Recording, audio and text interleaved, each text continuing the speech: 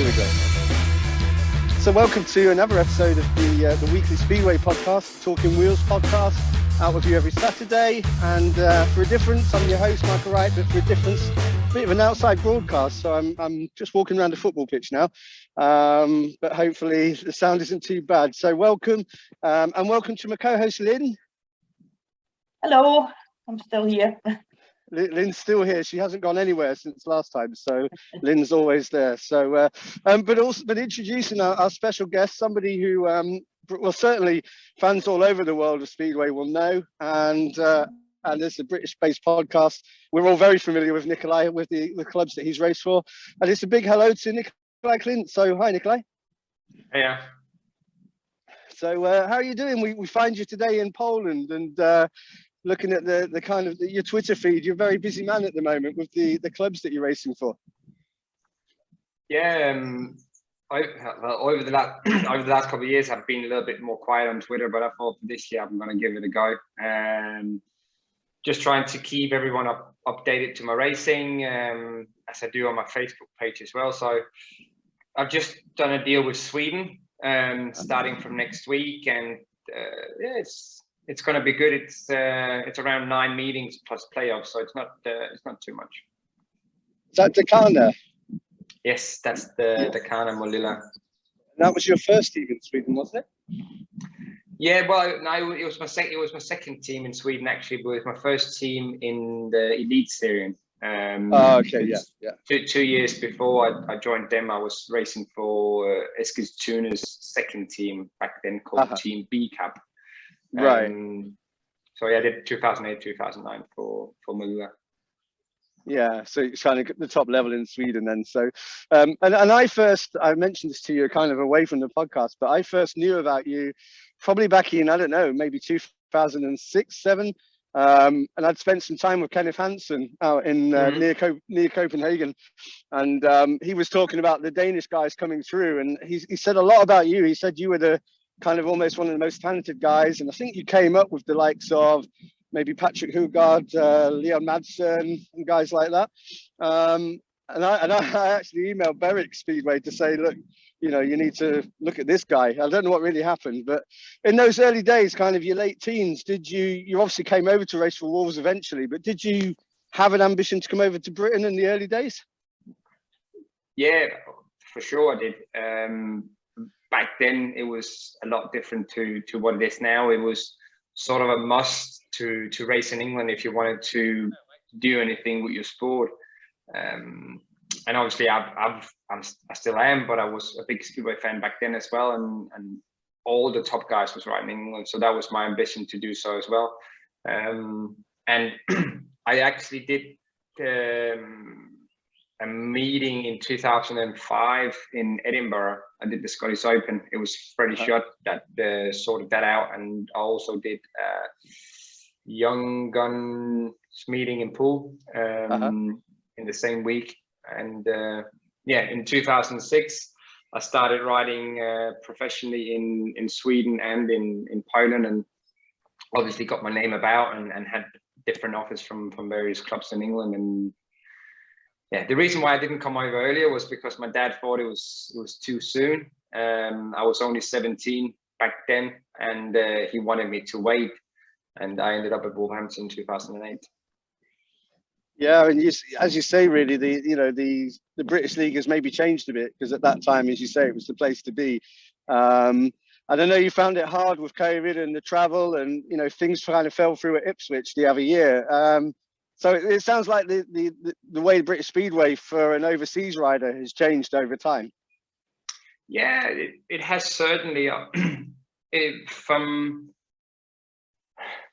With me, obviously, there's a rule stating that if you ride in the top league in Poland, which is Extraliga, you can only ride in one other league, and that was the reason why I didn't make a deal in England for this season, because obviously I signed for Austria and I have my Danish commitments. First division in Poland, you can ride for 2 other leagues where I am now, and my plan was to come back to England this year. At some point, haven't happened, and due to, if you could use the word, lack of offers and lack of interest rather. I got the opportunity to go to Sweden, which wasn't the initial plan. I actually turned down 2 clubs before I made a deal with Dackarna. So yeah, we'll see what happens, but I'm pretty happy with the decision I've made so far. So effectively, that rules you out of Britain this year, as long as you're racing in Sweden as well as in Poland. Yeah, on paper it does, but if you look at King's Lynn, they've managed to keep Niels, and he's already doing 3 leagues. I don't know the ins and out, but obviously now he's doing 4 leagues, which is 1 more than the rule allows. So in terms, you should think that if Niels can do it, I can do it. So the door is still open for sure. Yeah, and I think there's a lot of talk, isn't there, about kind of getting together across Speedway to sort these rules out, so it's a little bit easier, because rider availability seems to be a big problem, which is maybe why we have so many riders doubling up between Championship and Premiership in this country. Yeah, exactly. And obviously you only have the riders available, don't you? And that is one of the reasons why the Premiership only has 6 teams, because you don't, first of all, you don't want a weaker top league, and you don't want to see all the same riders in both leagues. Then doesn't make any sense. But obviously, speaking to riders, I know many of them would like to come back to England. Obviously now, not because of rules, but because of UK not being EU anymore. It's a little bit harder with, not with flying, but with traveling in and out, but more or less with visas, work visas.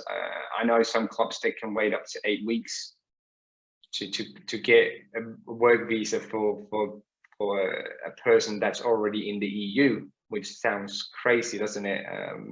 So there's obviously a few issues to be sorted, but I'm confident that you see more better riders or top riders, more like riding UK in the future.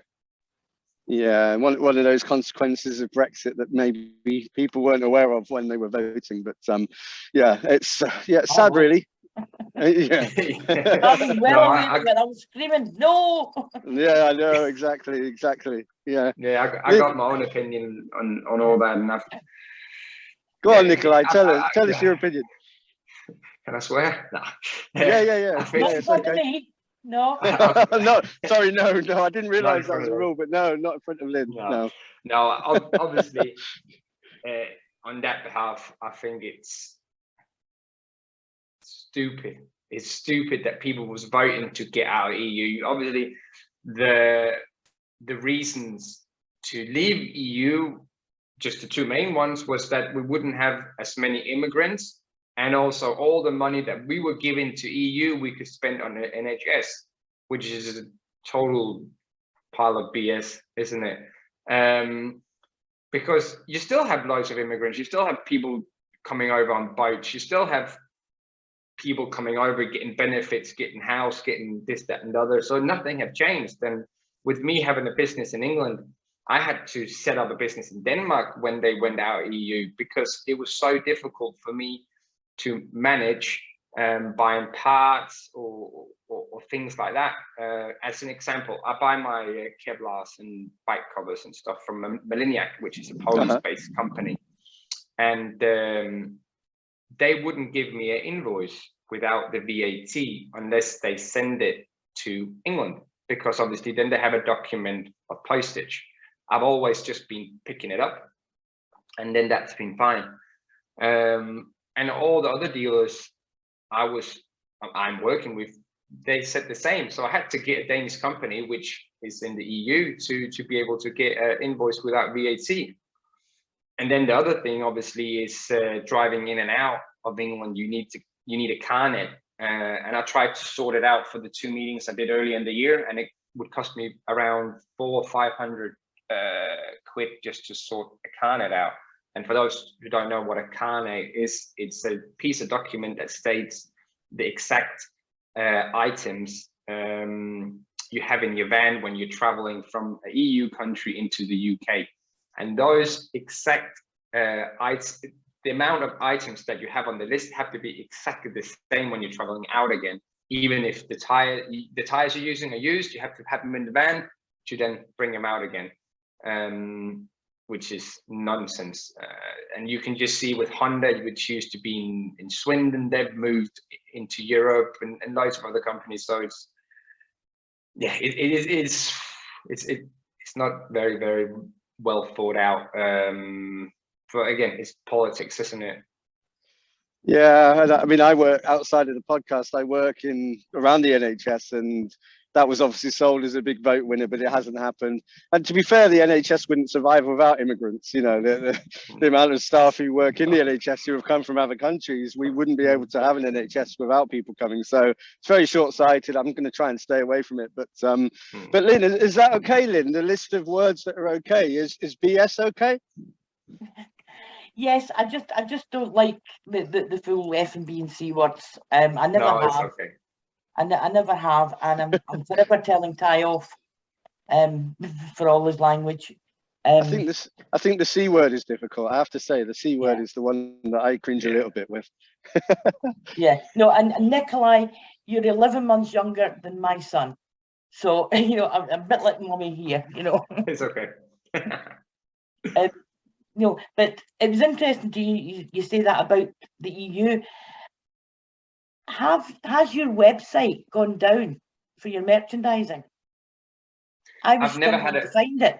Yeah, I've never had a website for merchandising. I've had a normal website, and it went down two years ago, I think it was. And the reason for it was because I had a guy in England who was in charge of my domain, and then I had a guy in Poland that does all my graphic designs and that stuff, and he wanted to make a new website for me. And the details of the domain was meant to be sent to me. I'll put in my name, but it never was. And then we were trying to find it, and I sort of forgot about it, and we was like, okay, we'll leave it. We'll make it after the season or whatever, because I wanted to do a web shop. And then all of a sudden we didn't have any access to my domain name, and we found out that somebody had bought it because it ran out in China or whatever. So yes, it is up for sale in China. Yeah, exactly. Sorry, I have a Chinese niece. It is up for sale in China. Yeah, I know. I find things out. But now we are actually, I know I've been saying this to people for the last 2 years, but we are actually planning to do sort of a web shop, but whether it will be through Instagram, which you can do now, or through Facebook, which is probably easier. We'll do something. There's some rules on Facebook selling. Okay, I don't know, but we want to do something, because I had a website before. Obviously, when that went down, I started to use my Facebook a bit more, and we looked at the hits I had on my website. It wasn't that great compared to the hits I had on my Facebook, so we sort of went away from it. But if I'm going to make a website, it's just going to be like sort of a business card with information about myself, my sponsors, my race fixtures, and then obviously make a sort of a link plugin thing for the news I put on Facebook. Yeah, I get that, but there's one thing that I'd run a website for another rider. You really need somebody doing it for you. You don't have the time. No. I have people. I have people doing it for me. Yeah. The guy that does all my newsletters for my sponsors and my events and stuff, he was updating my website before. Because I've done it in the past, I don't have time for it. I update my Facebook page because I can do that straight away after a race meeting in the van. But all the website stuff and the newsletter stuff and that, he's doing it for me. So you're right there. Yes, you definitely need to. But what we found was that the younger generation were brilliant with the Facebook, the Instagram, and the Twitter, and people kind of my age and older, which is a lot of UK Speedway fans. They managed to get to grips with the website, but they're not so comfortable with the Facebook stuff. No, that's very true. So that's why we went the website route. But you can still get them other ways. So No, it's very true. now I know you've had a few injuries over the years, and all of them speedway related. Yeah, all of them was speedway related. Yeah. You sure? Yeah, I don't know which one you're on about. You had a foot injury in 2010. Oh, oh yeah. No, Told you, I find out weird things. No, yeah, it was. Yeah, I can't remember exactly what I did to my foot, but it wasn't looking very pretty afterwards. It was. It was loosely speedway related. Yeah, but it was speedway related because I kicked the chair after an exclusion. Yeah. But I actually have another one for you. You probably don't know about. Last year, in the start of May, I couldn't understand why I wasn't able to run, and when I was skipping in the gym and stuff, it was killing. Couldn't figure out what it was. They thought I had shin splints to start with, so we was obviously treating my leg for that. Then they were like, no, that's not it. And then they thought it was something to do with my muscle or my ligament. And I was like, no, it hurts. It hurts at one particular point on my bone, on my shin. They're like, oh, we can't figure it out. And then I had the, it's not called an ultrasound. An MRI? Nah, it's like, maybe a bit like an ultrasound. It's like where they put like this thing, a bit like when you're pregnant. That's an ultrasound, isn't it? That's an ultrasound, yes. Yeah, and then they saw there was a lump on my bone. So they sent me to an x-ray, and then the x-ray wasn't very clear, so I had an MRI, and this was 6 weeks later. And still I couldn't understand why I had so much pain when I was doing stuff. And then the woman was like, oh, I can understand why you've had pain, because your leg is broken. I was like, what? You were like, yeah, you have what she called a stress fracture on, I can't remember if it was my tibia or my fibia, one of the two. So the first time since the start of May I was able to go for a run was in the middle of September, but not many people knew about it because I'm not the type of person, that blacking or posting stuff as soon as I have a cold, as other runners do. Lynn, did you have access to Nicolai's health records? Not quite. I didn't know that one, but I do understand it. I actually once I drove a van up to Scotland, and when I got to my parents' house, I discovered that my leg was bleeding. And I'd gone kind of late at night. I was driving through the night, and I got there, and my mum said, your leg's bleeding. And I go, really? She said, it's stuck to your trousers. So she cut my trousers away, patched it up, and did what I was doing, drove the van back down, found my leg was hurting, went to the doctor and discovered that I'd just driven 400 miles on a broken leg. I think we've all broken the same bone. If we're going to share horror stories, I think we've all broken the same bone. I think it's the fibula, because that's not the weight-bearing one. It's the thin one. And I broke mine playing football, and then walked home and showered and eventually had to get a taxi to hospital. Anyway, Nicolai, back to you. One thing I was wondering, obviously, when I was kind of getting into Speedway back in 1990 was the first season, and Danish Speedway was the big thing, really. We had Hans Nielsen, you kind of had the end of Erik Gundersen's career, you had Janno Pedersen, Tommy Knudsen, you had so many kind of big names in Denmark. I'm just wondering who inspired you in the early days and what made you want to get on the bike? It wasn't actually any Danish riders, it was Tony Riccardi. I was a big fan of his. Obviously, he came on the scene in 1991, and I believe I was 2 and a bit, 3. Yeah.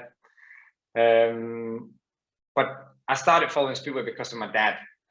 He was a big Ollie Olsen fan. He had his board game. He was a member of his fan club and all that. So it was through him.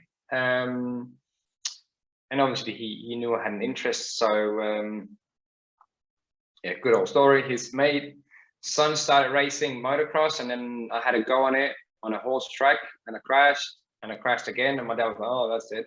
And then I thought, no, I really want to try it. So we went to the local motocross club, which had bikes we could use, and I started riding there. And then we found out that the same bikes could be used for speedway back then, and I had to go on that, and I went forth and back motocross speedway because we could use the same bike. And then I did that for 2 years, and then my nan actually bought me my first 80cc bike, and in 1997, and I started riding that. But yeah, it was Tony Riccarton. That was my idol. Pretty good one to hold up. Yeah, pretty good one, huh? But he was very flamboyant when he compared to the likes of Hans Nielsen and other riders.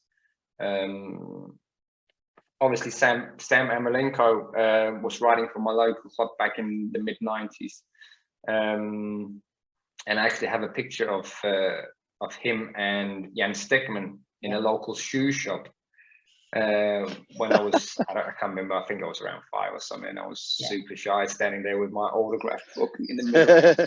You look very small. I've seen that one. Yeah, I know. You look very small. And you didn't have the beard, so it was difficult to recognise you. Yeah, exactly.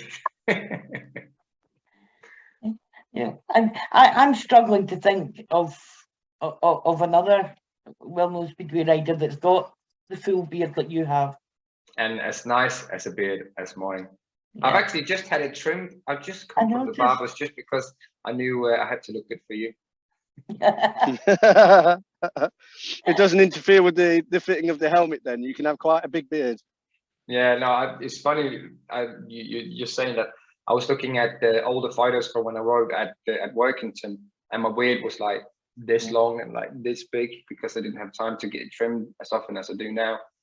And sometimes when you look at pictures of me riding, you can see the end. It's not the end of my beard sticking below my helmet. It maybe drags you back a little bit. Perhaps you'd have got half a second on your racing without the beard. Yeah, maybe. Lynn, I wondered whether, I'm not going to set this up for you, but Nicolai's had a number of British tracks, but Lynn is a Glasgow fan. And I wondered about Lynn's thoughts on, maybe you didn't have a residency at Glasgow, and that normally makes her angry. I'll bring you in, Lynn, on that. Yes, I always wonder why, particularly in recent years, why people don't come to Glasgow, because it's so much better now. We are having news hot off the press. We are having a Great Britain versus the rest of the world competition on the 9th of July. Mm-hmm. Yeah, I saw that the other day. Yes. So I don't know who's all coming to that. I think Will you be there? Oh, I'll be there. Okay. I think Ty Wolfenden's organised it. Was there any particular reason? I mean, you went to Workington. Any reason you didn't go further north? Glasgow or Edinburgh? Phone call. Oh. No phone call. I'm a great admirer of what the Facenas have done for Glasgow, and I really enjoy riding there every time I've been. You're good at it. Since I've been there with Workington, and they sort of, I know they took over a little bit earlier, didn't they? And obviously, if I was to, let's say I was to ride in the championship, I would love to come to Glasgow, and I've said that to them in the past. But where I'm at in my career at the minute, I don't see myself right now riding in the championship. Not yet. So it's ruled out. But for me, it would obviously it's a bit of a drive from where I'm based near Wolverhampton, but there's always ways around it, and I would love to ride for a club like Glasgow. And like again, the times I've been there, it's spot on. I've done a lot of World Championship qualifiers and stuff over the years, and not just to sound nice or be up anyone's backside, but it was the best organized qualifier I've been to, the one I went to last year at Glasgow. Are you in the qualifier this year? No, unfortunately not. No. Do you know why? No. I thought you knew everything about me. Well, No, There's a we gap. had, I only had an evening to kind of okay. research. Okay. No, we have in Denmark. We have a Danish qualifying round in the middle of April every year for the European Championship and the Grand Prix qualifying rounds. And I didn't score enough points. I scored 6 points out of the 2 heats I finished. The other 3 I crashed, and I was 4 points short. So that's the reason for it. And I had a bit of a, I wouldn't call it a fallout, but they had a wild card for the Grand Prix qualifying series, and they didn't give it to me. They gave it to Anders Thomsen, which I was a bit annoyed about, say it mildly, because I was the only one that was in the challenge last year out of all the Danes that qualify. I know I didn't qualify for the Grand Prix, but I think I finished well. I've scored 7 out of 9 points, and they could see that I was in point scoring positions when I crashed, which would have put me second or first in the meeting, and they still didn't give me the wild card,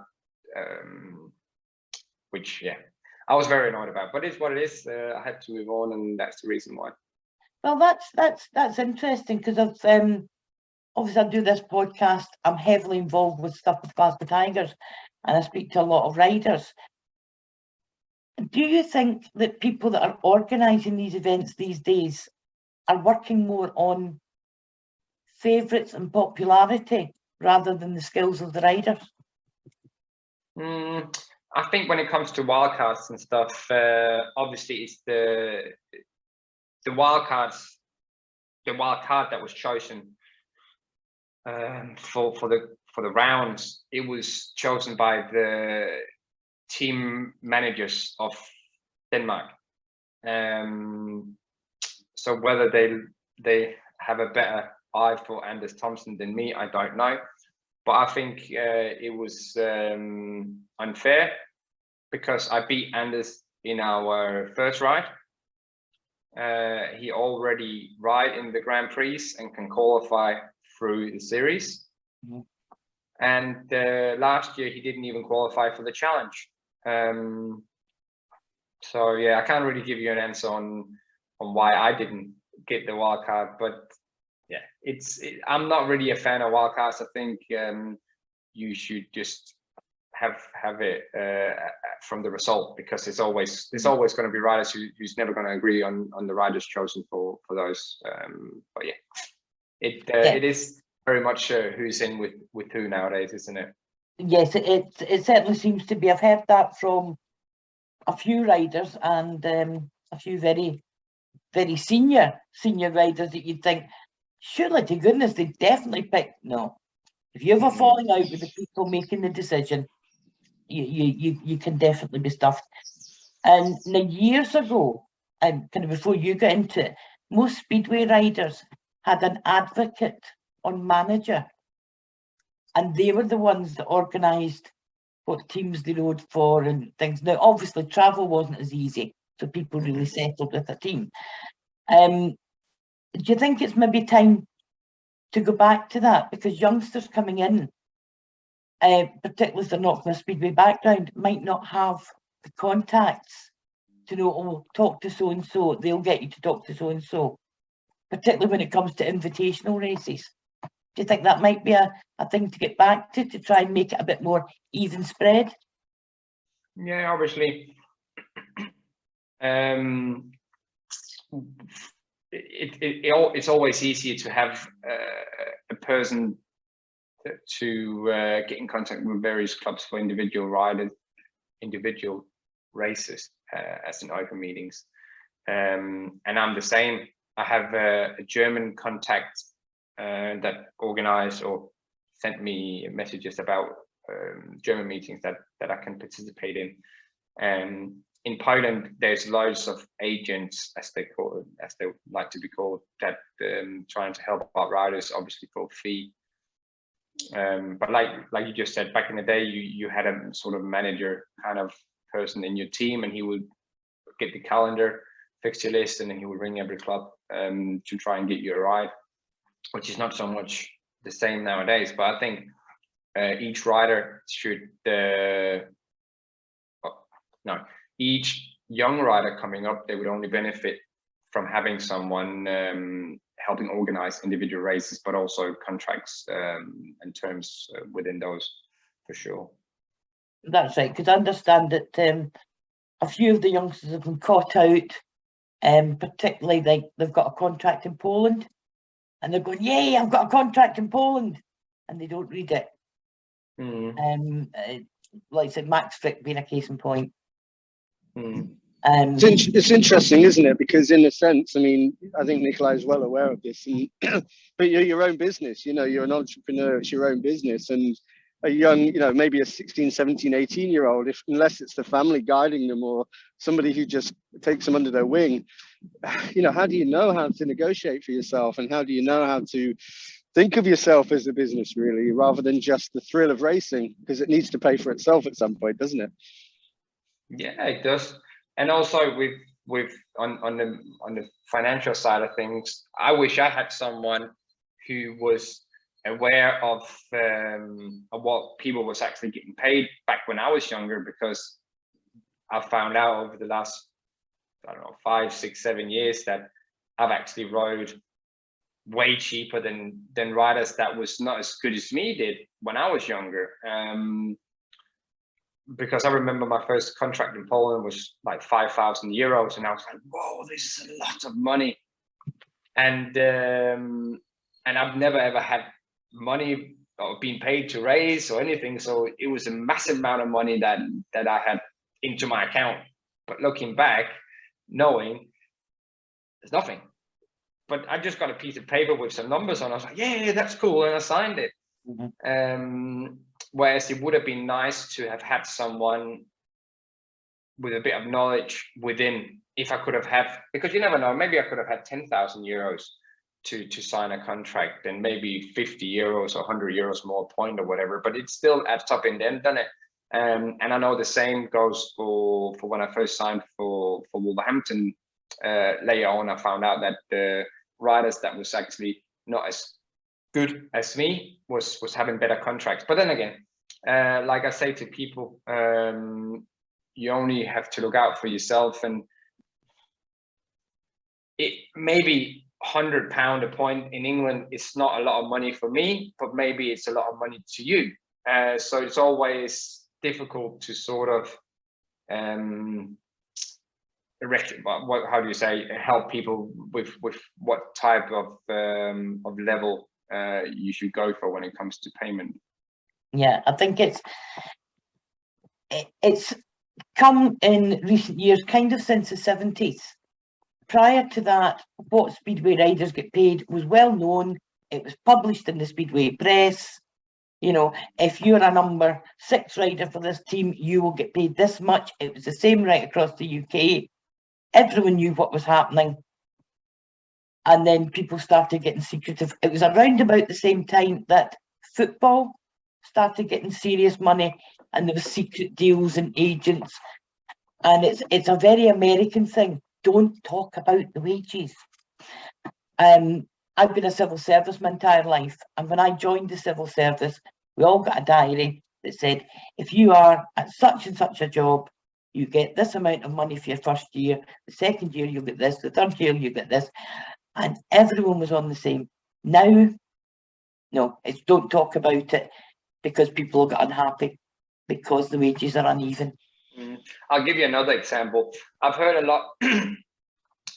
I've heard many of times a young rider signs a contract in Premier League, which is Championship now, and he's on, like, let's say £40 or 50 quid a point. He does very well. He gets to number 3 or number 4 or whatever, but he's still getting paid the same. Yeah. You know, and it's such a shame that they haven't had anyone like guiding them to how the payment structure should have been, because obviously when you go to a tougher race number, you should get paid more, and that's the same when you go to number one. Every club pays more, but if it says in your contract that you're only getting 40 or 50 pound a point when you start a reserve, and there ain't any details that states, oh, you'll get more when you go to this number or that number, then you're sort of tied in, aren't you? Yeah, and I think a lot of it is the way that Speedway has changed over the years, and clubs are much more in private hands.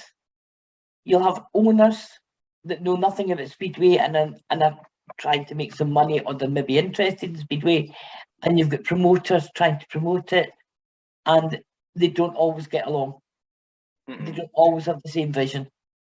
But then also another, obviously I have to watch what I'm saying, but the main issue with British Speedway is that the people in charge of the federation and rules settings, etc., might run a business, but they don't have a business mind.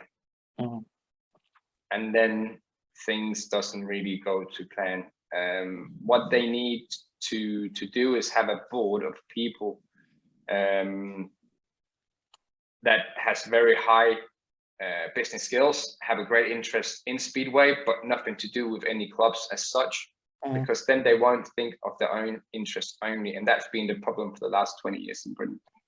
And I think so. You've got quite a few business people involved in various clubs in Speedway, but their other businesses are not entertainment and hospitality, and that's a whole different mindset.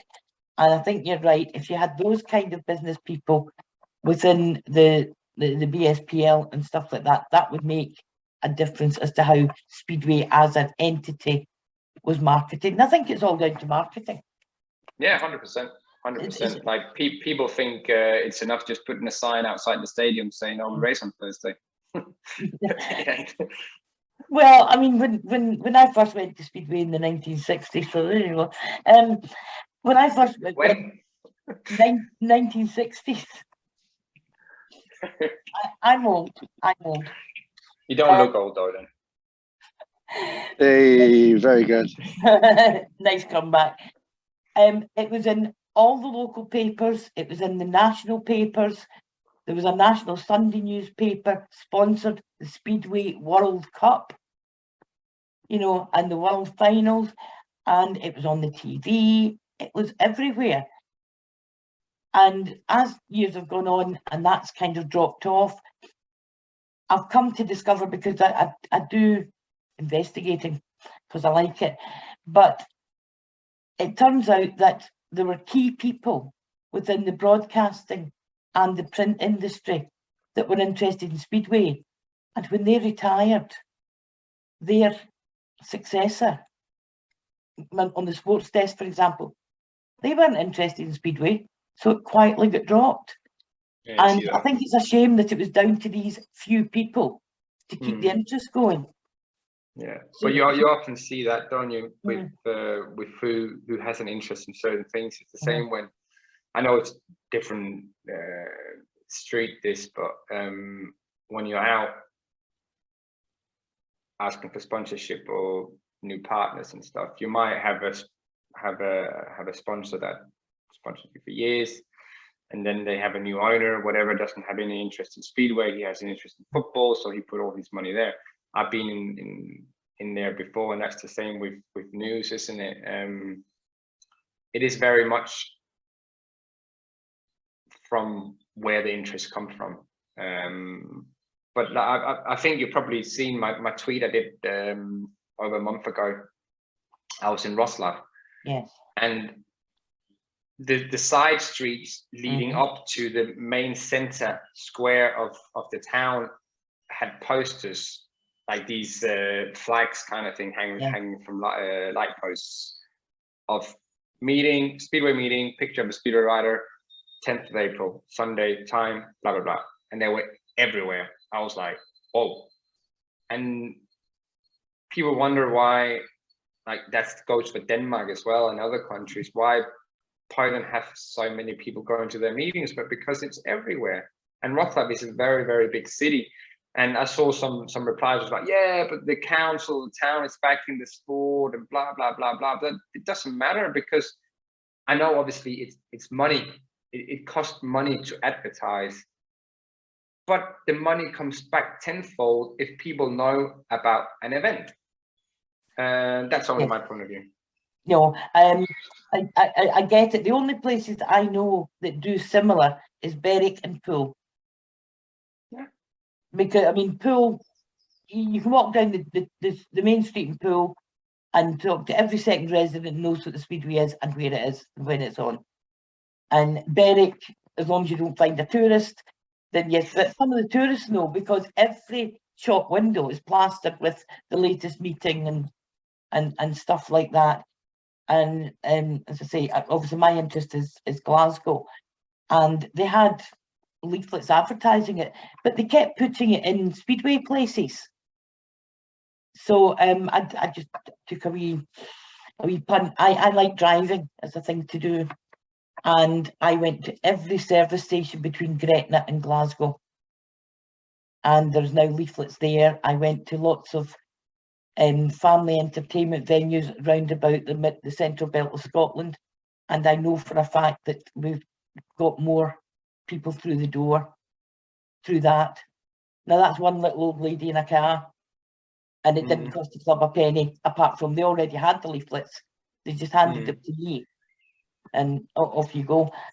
And in a way, I mean, you talk about marketing the sport, you know, Yes. and there's so many. You talked about the 70s and 80s, or back to the 60s, and you know, there's so much more competition for people's attention now, and there's so many more things they can do and channels you can watch. And in fact, who watches channels? Don't you just stream and download now? But you know, but I suppose going back to what you were saying in a way, Nicolai, you mentioned Tony Rickardson, and he's obviously working on the new generation of riders coming through. Discovery Plus are doing a lot with the Grand Prix, really repackaging it, and the pits are different, the look of it is different.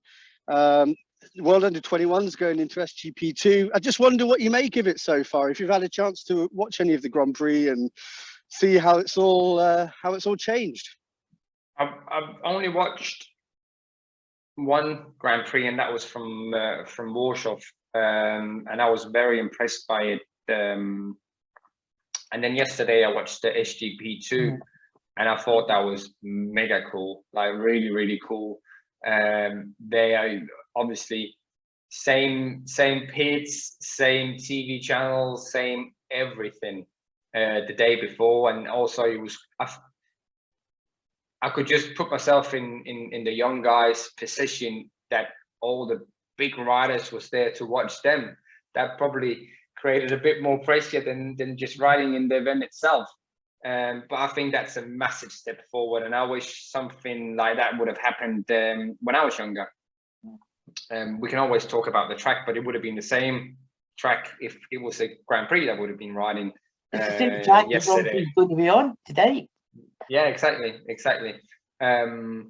But I think it was very entertaining. Obviously, you could see who had skills on a motorbike and who hadn't.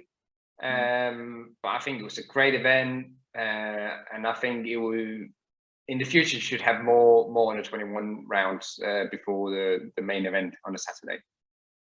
So were you rooting for wee Ben Basso then?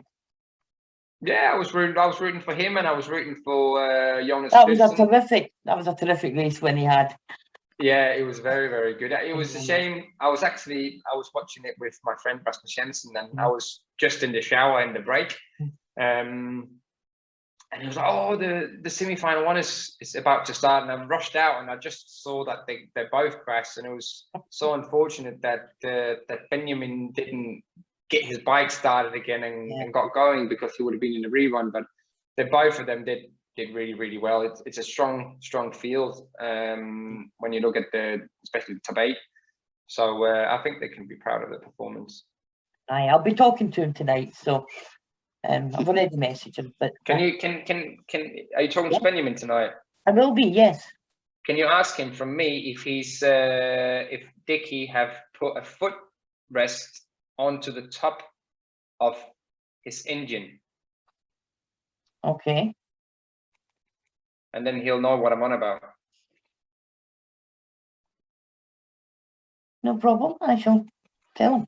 Dickie. I did wonder what you were going to ask. I thought, you know, maybe he owes you some money or something. Can you just tell him that he's got 2 more days? No, it's because I ride with him in Denmark, obviously. Yeah. You see nowadays it's a trend to take your right leg off the footrest, but there's ways of how to do it. I do it sometimes when I get out the corner onto the straight. I don't know why I do it. Not because it looks cool, because I'm getting angry every time I do it. It's probably a feeling you can go back further. Benjamin does it as well before he's exiting the corner, but he sticks it forward like this. And obviously his balance on the bike is not how it should be.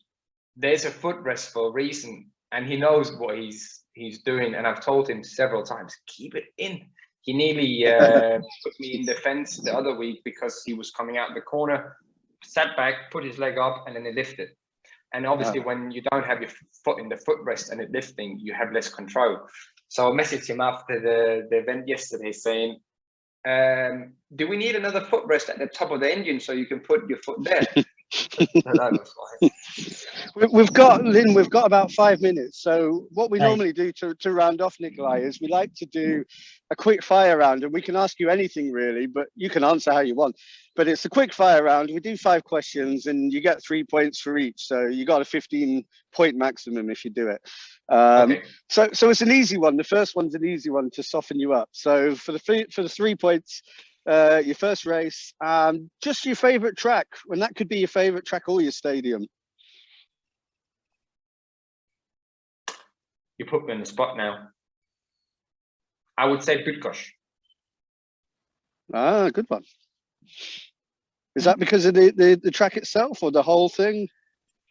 I don't know. I don't have a favorite track. I have a lot of tracks I enjoy riding at, but I don't know what it is about Bydgoszcz. I always seem to do well there, and it's such a cool track to ride. It's super fast. There's loads of lines. So that's the one I've just thought of off the top of my head. Cool. That's 3 points anyway. That's 3 points. So you got over the line. You had to come from behind a bit there, but you can do that. You can do that. No problem. Lynn, over to you. Right. So flip that on its head. Where do you not like to go to ride? It might be to ride, or it might be because you don't like the stadium or the ambience. Is it possible I can use a track that's no longer being used? Yes. Okay. I never liked to go to Lakeside. That was a place where I didn't enjoy going. And I actually have a funny little one about it. I rode for Leicester in 2016 and went to Lakeside in the season on a Friday, and I scored 1 point, and Laurie Allen was absolutely fuming with me. The next day I scored a 21-point maximum against Lakeside at home. So wow. you can sort of see how much I didn't enjoy riding there. You won't be the first rider that said they didn't love Lakeside. And Norrie Allen worked a lot with Mark Laurent, didn't he? So one of my favourites of all time there. Yeah, he was great. 6 points. 6 points. That was an easy the second ride was an easy one, so no problem. Yeah, it was pretty easy. So the third ride, okay, so we're on for 9 then, if we can crack this one. And again, it's fairly easy going, just to get your views on things really. But is there any particular rider, you talked about Rickardson, is there any rider at the moment who's actively racing that you most enjoy watching? Obviously, like many others, it's Smarslik. He is on the edge at all times. He got a different type of skill than many other riders. He really gets the most out of the bike as possible. Before him, I really enjoyed watching Darcy Ward. He was something else as well. But one I actually love watching is Chris Harris. I've always done. Like many people don't know, but I'm actually a great fan of his, because he always put all the effort into every single race. He's a great guy, and yeah, I like to watch him race. I'll take Chris. All right, we'll go, Chris. That's a great answer, and probably part of the secret of why he's still racing now, that passion. Yeah, thank you, Nicolai. That's 9 points. We're going good. So, Lynn, we're over for the 4th ride. Okay, so which rider would you not like to race against?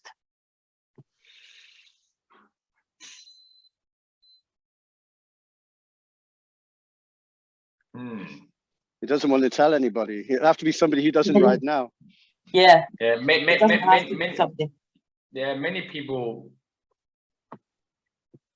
would probably say Nicky Pedersen, but I don't mind riding against him. I'm just thinking. You know, is there anyone that you think? Oh no. Yeah, but I'm just thinking about when I used to ride. Yeah, I was just thinking about when I used to ride the Premier League. There was a few that I didn't like riding against. I would have to say someone like Josh Orty, Jason Garrity. I didn't enjoy against them. So if they was close to me, I'd rather let them bite than having a chance of being in the fence. That's for sure. I know exactly what you mean with those two, because they always looked like they were going to put you in the fence. Whether they were actually just because of not looking in control.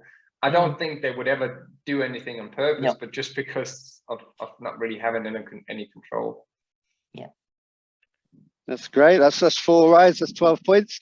The last one's an easy one, really. I think once you get to heat 15, it's you've already done the busy work and you're the favourite to win now. So, so the last one's easy. It's really just whether you can think of your favourite meeting that you've either raced in or you've watched. Just, is there any that stand out and you think, you know, I really love that meeting for whatever reason? I think in recent years, when we're talking about a meeting to watch, it probably have to be, I can't remember what year. It was the year that Coulthard was in the GPs, maybe 2019. 19, yeah. The Wrocław Grand Prix is probably one of the better meetings I've watched in recent times. For me, there've been too many good meetings to remember now. No, I agree with you with that one with but with me, I don't know. I have loads of good memories of meetings I've enjoyed, but recently the meeting I did for Rybnik against Gniezno, I scored 15 points, and not just because I scored 15 points, but I really enjoyed riding that day. And up to that, I had a bit of a tough couple of weeks, and that was sort of a turning point for me. And yeah, I would put that one down. Great, good for confidence as well. Yeah, confidence being so big. So that was no doubt helped you to kind of, you know, remember that one and push on. So yeah, well done. 15 points, 5 ride maximum. You're getting the bumps over near the pit gate. The fans are going crazy. So it's all good. It just remains really, Nicolai, just to thank you really for your time and for, you know, what we really enjoy, I think, is just to get behind the scenes a bit about what it's like to be involved in Speedway as a rider or a promoter or referee or whatever it might be. And you've been really honest with us and just really grateful for your time. So a big thank you from me, and I'm sure Lynn would say the same. Yes, I've thoroughly enjoyed it, and I didn't ask my killer question this time. Quick, do your killer question. Would you let your daughters ride Speedway? Nope. Okay. There you go. There was no points for that. That was your super match race. That was. Yes. Okay. No, I wouldn't. One like the eldest one, she's very much into gymnastics, so I like gymnastic and dancing, so I think she's going to do something with that. Great. Well, look, just best of luck for the rest of the season. Obviously, you're racing on all different fronts in different countries. So when anyone comes on here, I think we take a bigger interest in their careers. So all the best. I hope one day we might get to see you back in Britain, and enjoy your weekend. Thank you. Time went fast. I wish we could have done another hour. I really enjoyed it as well. But yeah, let's try and see if I can get on the show another time. No, Sounds good. Yeah, I'll need to dig a bit deeper.